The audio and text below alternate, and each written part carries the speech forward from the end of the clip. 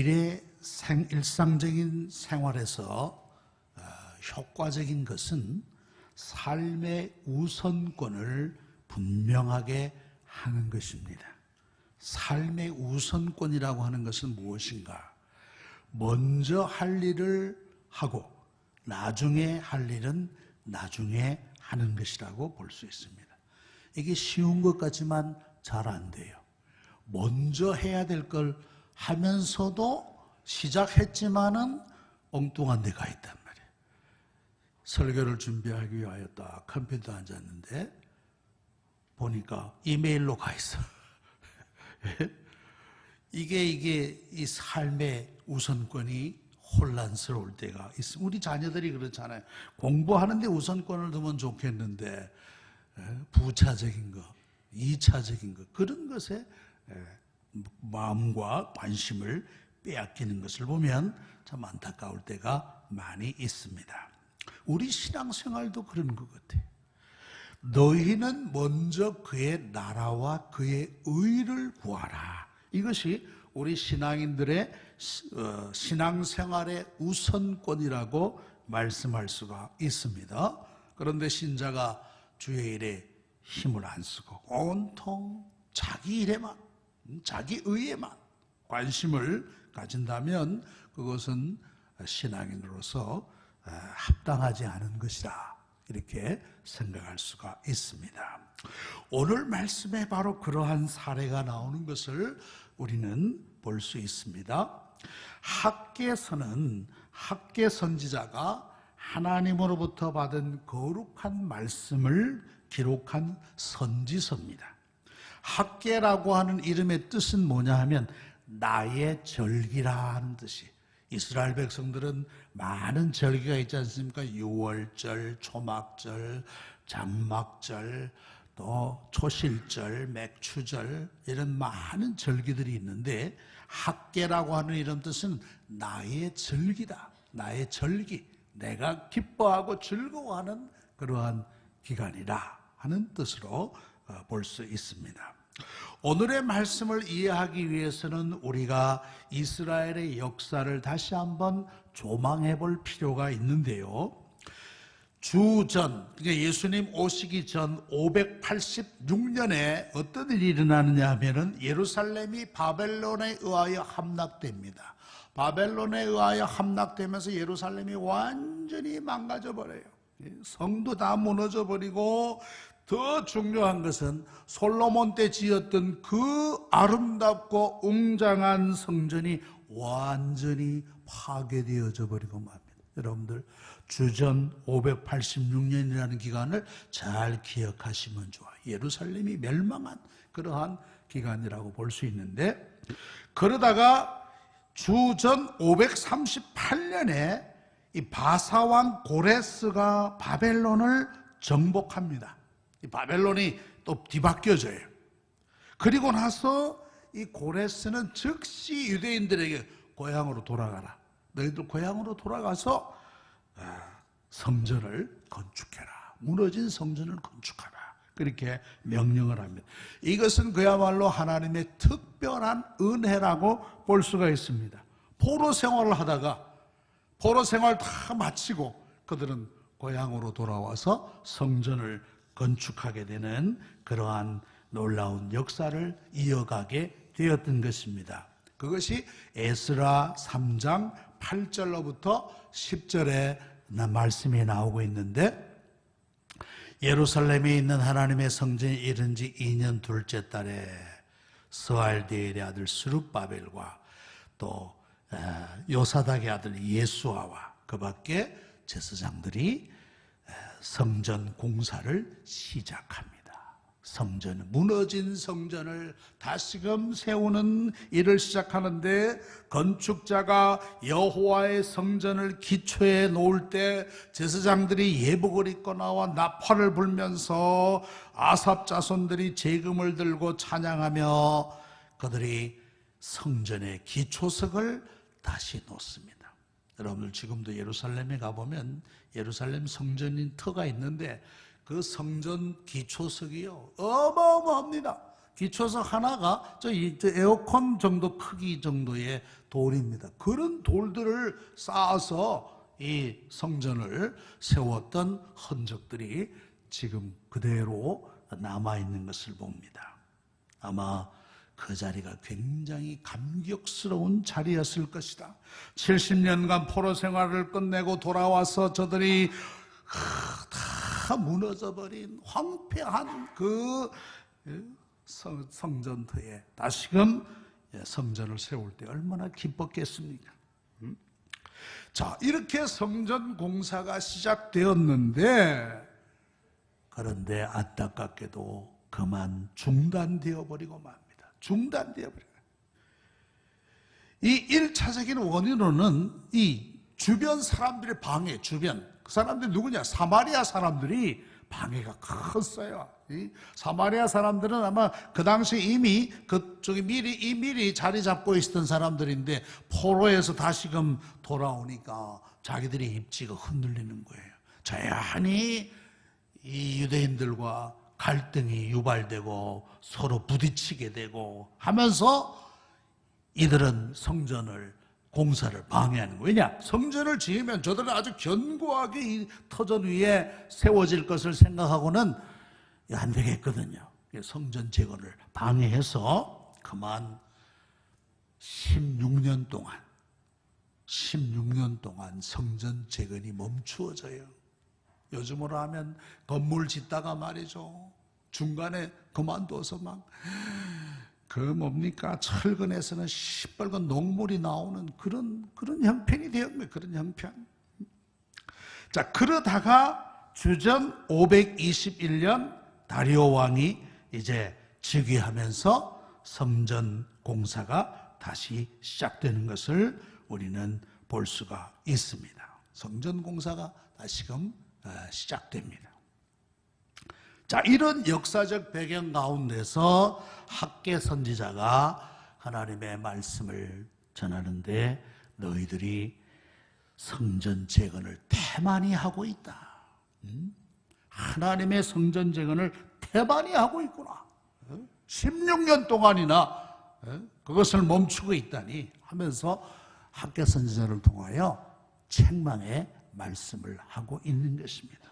그런데 이 말씀을 누가 하고 있습니까? 오늘 2절에 보니까 만군의 여호와라 그랬어요. 만군의 여호와. 학개서만 해도 이 만군의 여호와라는 이름이 10번 나옵니다. 10번.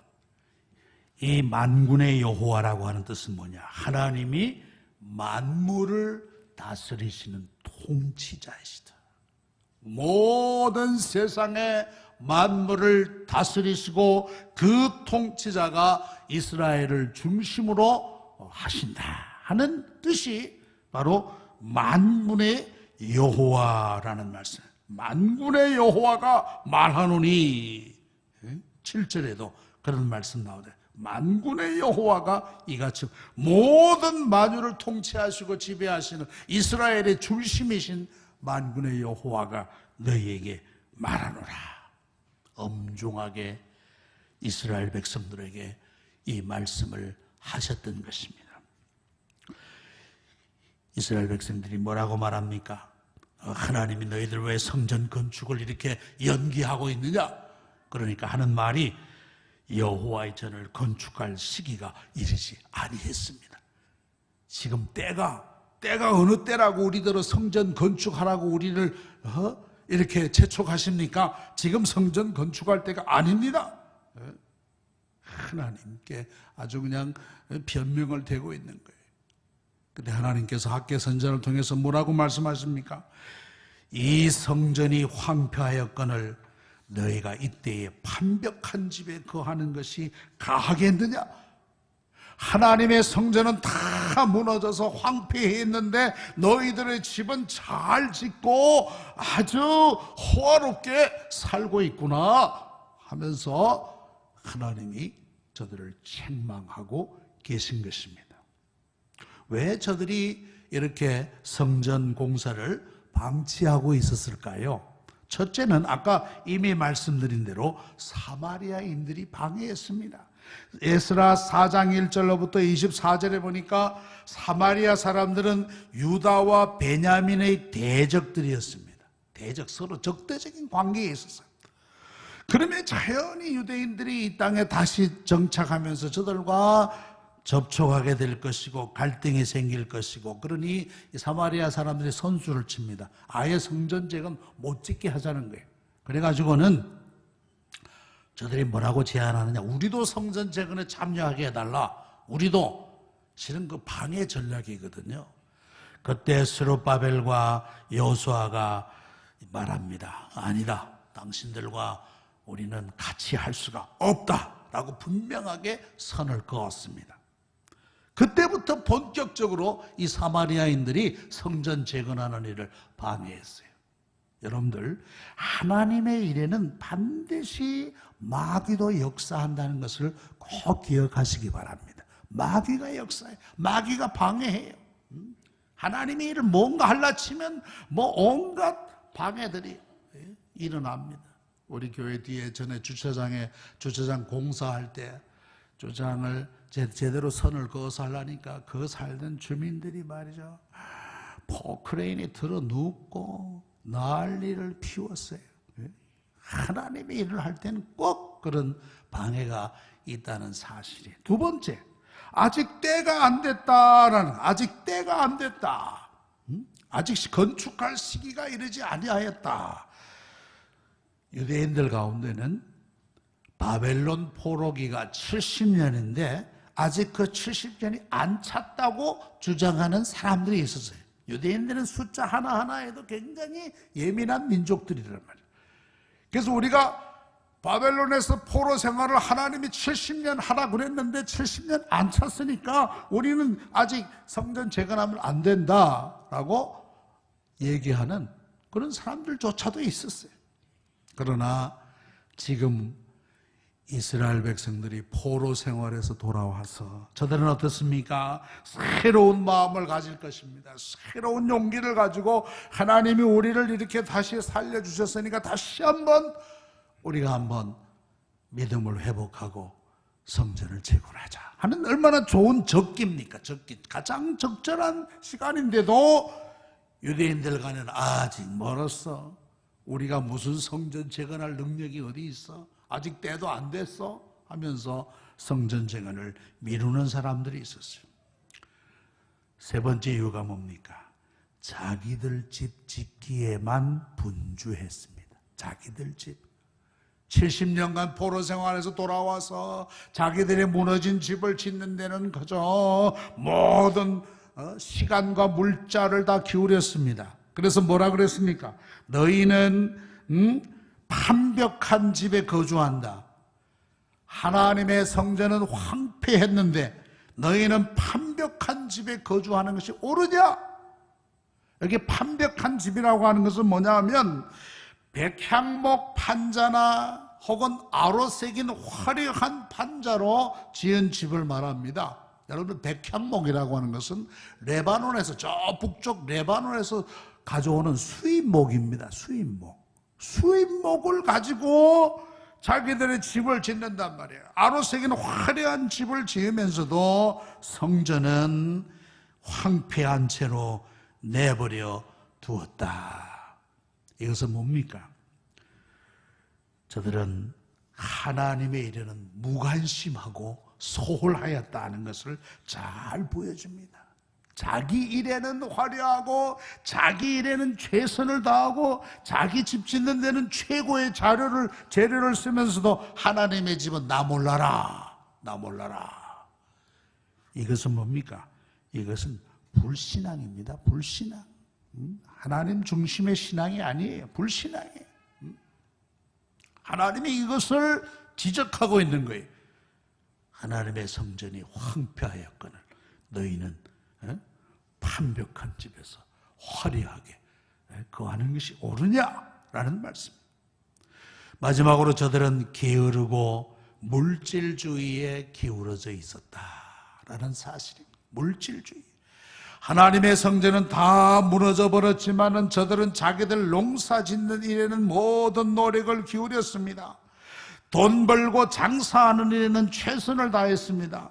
먹고 마시는 데는 아까운 줄 몰랐습니다. 자기들을 위해서는 아낌없이 썼지만 하나님의 성전 재건에는 무관심했어요. 소홀했어요. 만군의 여호와께서 저들에게 말씀합니다. 너희는 너희 행위를 살필지리라 그랬습니다. 너희는 너희의 행위를 살펴라. 너희들의 삶을 돌아보라 라는 말씀이에요. 너희들의 삶을 다시 한번 반성해 보아라 라고 말씀합니다. 과연 너희가 하나님의 선택한 백성으로서 합당하게 생활하고 있는가 스스로 돌아보라고 하시는 책망의 말씀이라고 볼 수 있습니다. 이스라엘 백성들이 불신앙적인 태도로 나아갈 때 저들의 삶의 결과가 어떠하겠습니까? 어떠하겠어요? 바로 6절에 나오는 말씀이 그것을 보여주고 있는 것입니다.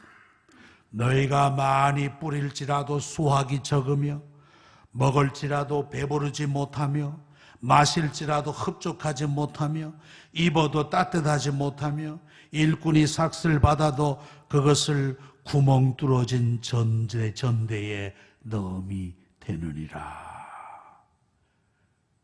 하나님의 일을 소홀히 하고 하나님께 무관심하고 자기 일에만 급급한 이스라엘 백성들의 삶이 어떻게 되느냐, 한마디로 구멍 뚫어진 전대와 같은 인생을 살게 될 것이라, 그렇게 말씀하고 있어요.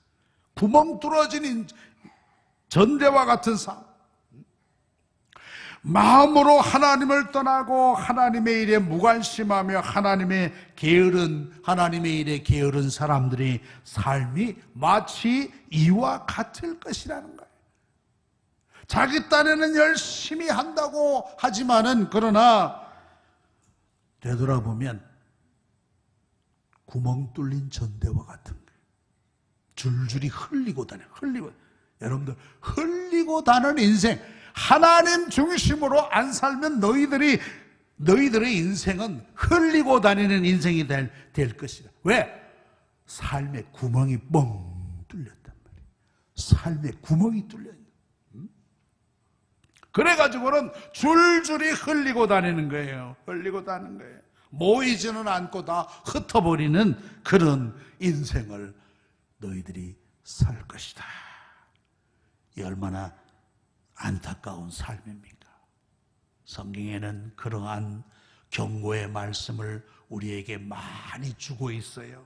신명기 28장 38절로부터 39절에 보니까 내가 많은 종자를 들에 뿌릴지라도 메뚜기가 먹음으로 거둘 것이 적을 것이며 내가 포도원을 심고 가꿀지라도 벌레가 먹음으로 포도를 따지 못하고 포도주를 마시지 못할 것이라. 농사 짓느라 수고는 많이 하고 애는 많이 쓰지만은 해충이 와서 다 먹어버려요.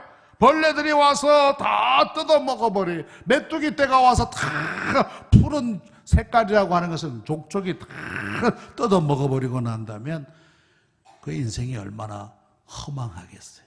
얼마나 허전하겠어요. 1년 동안 이른 봄부터 씨 뿌리고 전지하고 해서 과일을 맺었는데 8월 9월에 태풍이 와서 그걸 탁 쓸어버렸다면 그 농부가 얼마나 힘들고 허전하겠느냐. 마치 그와 같을 것이다.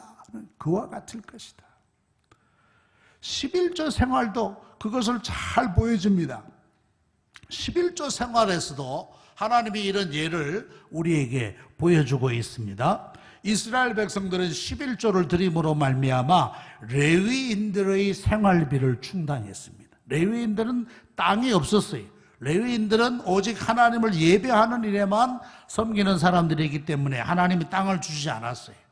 그 대신 이스라엘이 드리는 11조로 저들이 생활하게 했는데 구약의 그 마지막 즈음에 저들의 삶이 해이해졌어요. 하나님 앞에 온전히 드릴 걸 드리지 않을 때 말라기 3장 8절에 뭐라고 말씀했느냐? 사람이 어찌 하나님의 것을 도둑질 하겠느냐. 도둑질하는 사람을 뭐라 그럽니까? 세 글자로. 세 글자로. 도둑놈이지.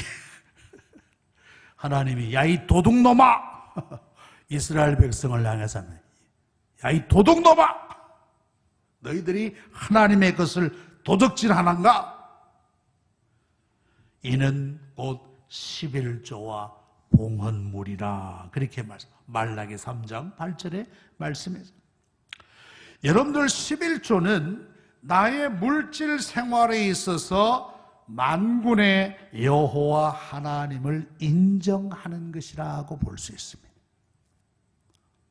어떻게 해요? 내가 먹고 마시고 살고 하는 이 모든 것들이 다 하나님의 은혜입니다. 하나님의 은혜입니다. 라고 인정하고 믿음으로 고백하는 표로 우리는 이 11조를 드리는 것입니다. 이거 하나님이 나에게 주신 축복의 증거입니다. 은혜의 산물입니다. 하는 표로 우리가 이 11조를 하나님 앞에 드리는 거예요. 하나님은 그래서 이 11조를 통해서 자기 백성들에게 놀라운 축복을 약속하셨습니다. 말라기 3장 10절에 뭐라고 말씀했느냐? 만군의 여호와가 이르노라 너희의 온전한 11조를 창고에 들여 나의 집에 양식이 있게 하고 그것으로 나를 시험하여 내가 하늘문을 열고 너희에게 복을 쌓을 곳이 없도록 붙지 아니하나 보라. 우리는 하나님을 시험해서는 안 됩니다. 어떻게 우리가 감히 하나님을 시험할 수가 있겠어요? 그런데 예외적으로 이 말씀에서 나를 시험하라. 나를 시험하라.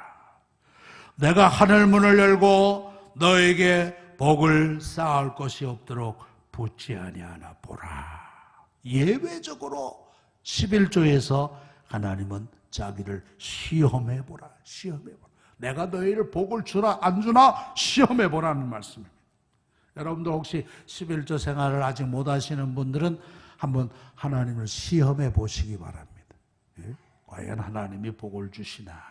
처음부터 11조 생활하기는 어려운 분들 계실 거예요. 그런 분들은 일정한 금액을 월정으로 드리세요. 월정으로.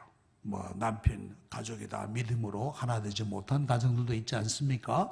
그런 가정에서 신앙생활 하기는 어려움이 있으니까 일정한 금액을 내가 하는 월마다 내가 드리겠습니다. 그러다가 여러분들의 믿음이 점점 더 자라나면 그때 한번 11조를 해보시란 말이에요. 예? 나를 시험해보라. 시험해보라고 분명히 말씀했어요. 물질 생활에 있어서도 하나님 중심으로 사는 것이 11조 생활이라고 볼 수가 있습니다. 그럴 때 말라기 3장 11절에 보니까 너 메뚜기를 금하고 토지 소산을 먹어 없애지 못하게 하고 포도나무의 열매가 기한 전에 떨어지지 않게 하리라. 하나님이 풍성한 열매를 약속하고 있는 것입니다. 만군의 여호와, 모든 만물의 지배자의 통치자이신 하나님께서 엄중하게 이스라엘 백성들에게 하시는 말씀, 너희의 행위를 살펴보아라.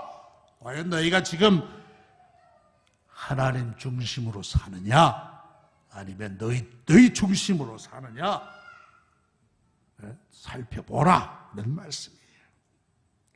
너희의 행위를 살피라. 오늘 우리 이 말씀을 보면서 우리가 무엇을 살펴야 되겠습니까? 첫째로는 시기에 대한 변명을 버려야 되겠다. 시기에 대한 변명. 지금은 하나님의 일을 할 때가 제가 아닙니다. 나중에 하겠습니다. 시간 나면 하겠습니다. 그러나 하나님은 오늘이라는 시간을 귀하게 보이시는 거예요. 오늘이라고 하는 시간. 고린도후서 6장 2절에 내가 은혜 베풀 때에 너에게 듣고 구원의 날에 너를 도왔다 하였으니 보라 지금은 은혜 받을 만한 때요, 보라 지금은 구원의 날이로다. 보라 지금은, 거기다 밑줄을 쫙 그어놓으세요. 보라 지금은. 지금은 제가 바쁩니다. 바빠서 힘듭니다. 네? 지금은 때가 아닌 것 같습니다. 교사로 좀 섬겨주시죠. 아이고, 제가 지금은 아닙니다. 여러분들, 나중은 마귀의 날인 줄로 아시기 바랍니다. 나중에 하겠습니다. 나중은 여러분들의 날이 아니에요. 교회 문 밖에 나가다가 어떤 일을 당할지 모릅니다. 저는 교회 밑으로 나가다 한번 나자빠진 적이 있어요. 저도 넘어진 적이 있어요. 다른 것 보다가 그만 발이 꼬여가지고 막 땅바닥에 철퍼덕하고 그냥 넘어져서. 근데 다행히 아무도 없었어 그때. 교회 문 밖에 나가다가도 무슨 일을 당할지 몰라요. 신문 보다가 요거 참 좋은 자료가 되겠다. 요거 스크랩 해둬야지 하고 나중에 해야겠다 하고 뒀으면 나중에 찾으면 없어. 그 신문이 어디 갔는지 없어요. 바로 그 자리에서 그냥 사정없이 그냥 잘라버려야 되는데 나중에 해야지 하면 없더라고. 아무리 찾아도 없어. 희한하게 그래요. 희한하게. 나중에를 믿지 마시기 바랍니다. 지금이 중요한 게 지금. 보라, 지금은 은혜 받을 만한 때요. 보라, 지금은 구원의 날이로다. 두 번째로 하나님의 일을 존중해야 됩니다. 하나님의 일을 제쳐놓는 것을 버려야 된다는 말씀합니다. 하나님의 집은 황폐했는데 자기 집은 화려하게 꾸밉니다. 자기 일에는 얼마나 분주한지 모르는데 하나님의 일에는 관심이 없습니다. 그렇다면 하나님이 여러분에게도 관심을 끊을지 몰라요. 박 집사, 저 하나님의 일에 관심이 없는 사람, 나도 너 일에 관심 안 둘래? 하나님이 끊어버릴지 몰라요. 그러면 우리 인생이 얼마나 비참해지겠어요. 하나님의 일에 소홀한 사람, 하나님도 그 사람을 소홀히 여길지 몰라요. 하나님이 우리를 소홀히 여긴다면 우리 인생이 얼마나 비참한 인생이 될 것인가. 믿는다고는 하지만은 그의 삶이 그렇게 아름다운 삶이 될 수가 없을 거예요. 마태복음 6장 33절 34절 그런즉 너희는 먼저 그의 나라와 그의 의를 보아라. 그리하면 이 모든 것을 더하시리. 이게 우리 성도의 신앙의 우선순위란 말이에요. 너희는 먼저 그의 나라와 그의 의를 구하라. 신앙의 우선순위예요. 그러므로 내일 일을 염려하지 말라. 내일 일은 내일 염려할 것이요 한날의 괴로움은 그날로 족하니라. 하나님이 주신 매일매일의 삶에 충실하게 사는 것을 하나님이 기뻐하시지. 내일 어떻게 될까?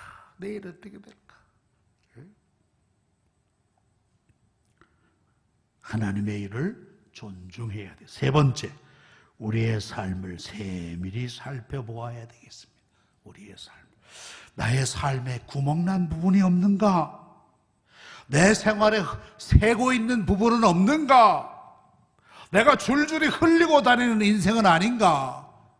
시간도 흘리고 돈도 흘리고 건강도 흘리고 줄줄이 흘리는 인생, 흘리고 다니는 인생 얼마나 칠칠 맞은 인생이에요. 흘리고 다니는 인생. 주머니에 들었던 것이 줄줄이 세어버리고 마는다면 그 얼마나 참 비참하겠어요. 우리의 삶을 세밀히 살펴보아야 되겠습니다. 나의 재정적인 삶에서 세어나가는 것은 없는가? 남에게 최근에 사기당한 건 없는가? 비트코인 때문에 100조가 이상이 날아가더래. 100조 이상이. 예? 비트코인, 가상화폐. 가상화폐에 빠지면 5초마다 핸드폰을 들여다보는데 5초마다 이게 올랐나 내렸나 올랐나 내렸나. 우리의 삶에 구멍 뚫어진 부분이 없는가? 낭비되고 있는 부분은 없는가? 줄줄이 흘리고 다니는 것은 없는가? 건강을 잃어버리고 건강을 흘리고 다니지는 않나? 돈을 흘리고 다니지는 않나? 쓸데없는데, 무익한데 우리의 돈이 쇠고는 있지 않는가? 막아야 돼. 막아야 돼. 막아야 우리가 하나님의 큰 일을 할 수 있는 거예요. 마지막으로 우리는 영적 성전을 건축하는 데 힘써야겠다는 사실. 영적 성전. 여러분들 고린도전서 3장 16절로부터 17절에 보니까 너희가 하나님의 성전인 것과 하나님의 성령이 너희 안에 계신 것을 알지 못하느냐. 누구든지 하나님의 성전을 더럽히면 하나님이 그 사람을 멸하시리라. 여러분들 몸이 하나님의 성전인 줄로 믿습니다. 예. 안 믿어져도 믿으세요. 우리의 몸이 하나님의 성전이에요. 그러니까 우리 몸이 소중한 거예요. 소중한 거예요. 그래서 초대교회에서는 화장을 그렇게 장려하지 않았어요. 왜? 우리 몸이 소중하기 때문에. 우리 몸이 소중하기 때문에. 하나님의 성전이기 때문에 그렇게 화장을 장려하지 않았어요. 화장은 이방적인, 이교도적인 그러한 규례라고 볼 수가 있어요. 우리 몸이 하나님의 성전이에요. 비록 영혼이 떠났지만, 영혼이 떠나다가 한 번에 불을 확, 죄송합니다, 싸질러 버려. 그럼 되겠어요? 우리 몸이 하나님의 전이라, 하나님의 전. 영적 성전을 얼마나 깨끗하게 잘 정돈하고 잘 이렇게 세워나가는가. 이게 중요한 거예요. 이게 중요해요. 집에 가보면 그 집이 얼마나 정돈되어 있는가. 이게 그 집에 정신이 살아있는가의 관건인 것 같아요. 집달리 하는 사람들이 그렇대요. 집달리. 집달리 하는 사람들이 이 사람이 회생할 가능성이 있는가 없는가를 뭘로 판단하느냐? 집이 정리되어 있는가 안 되어 있는가. 집이 잘 정리되어 있는 사람은 이 사람은 집달리로 해도 회복될 가능성이 있는 사람이다. 그런데 엉망진창 쓰레기장 같은 집, 이 사람은 힘들다, 어렵다. 집달리들이 그렇게 본대요. 우리의 영적인 성장, 이 영적인 전을 깨끗하게, 거룩하게, 튼실하게, 신앙에 열심을 내어서 우리의 성전을 잘 지어가는 것. 이거 영적 성전을 잘 건축해 가는 것이라고 볼 수가 있어요. 우리 영적 성전이 다 무너져가지고 말이에요. 황폐해가지고 온갖 해충들과 온갖 잡초들이 자라질 않나, 쥐들이 들락거리지 않나, 바퀴벌레가 버글버글하질 않나. 우리의 마음이 그냥 황폐한 쓰레기밭 같으면 그 영적 성전이 다 무너져버린 거예요. 무너져버린 거예요. 온갖 세상적인 잡된 것들이 그냥 우리의 마음에 가득 채우고 있는. 다 청소하시기 바랍니다. 다 청소해. 깨끗하게 청소해. 깨끗하게. 하나님의 전을 깨끗하게 청소해야 돼. 청소. 그리고 그 안에 주님이 그 안에 계시고, 주님이 그 사람을 다스리시고, 주님의 말씀이 그 안에 충만히 거해야 영적 성전이 튼실하게 세워진 사람이라, 이렇게 볼 수가 있습니다. 말씀을 맺겠습니다. 오늘 학계 선지자를 통해 주신 말씀, 우리의 삶의 우선순위가 무언가 하는 거예요. 우선순위가 무언가. 하나님의 전은 황폐했는데 너희는 완벽한 집에 거하느냐. 여러분들, 그런 삶은 구멍난 삶입니다. 줄줄이 흘리고 다니는 인생이 지저분하게 찌질하게 흘리고 다니는 인생. 하나님께서 여러분들의 전대에 구멍을 막아주실 줄로 믿으시기 바랍니다. 예. 영적 성전을 잘 회복해서 구멍난 전대가 메워져서 하나님께 영광 돌리는 여러분들의 삶이 되시기를 축원합니다. 예. 기도합시다. 거룩하시고 은혜로운 아버지, 지난 1월을 보내고 새로운 2월을 맞이했습니다. 우리의 삶을 잘 살펴서 구멍난 부분이 없는가 깨닫게 하여 주시옵소서. 우리의 삶의 우선권을 잘 정리하게 하여 주옵소서. 먼저 그의 나라와 그의 의를 구하게 하여 주시옵소서. 하나님 중심으로 살아 하나님께 영광 돌리며 주의 일에 열심을 내는 그러한 아름다운 성도들 되게 하여 주옵소서. 예수님의 이름으로 기도하옵나이다. 아멘.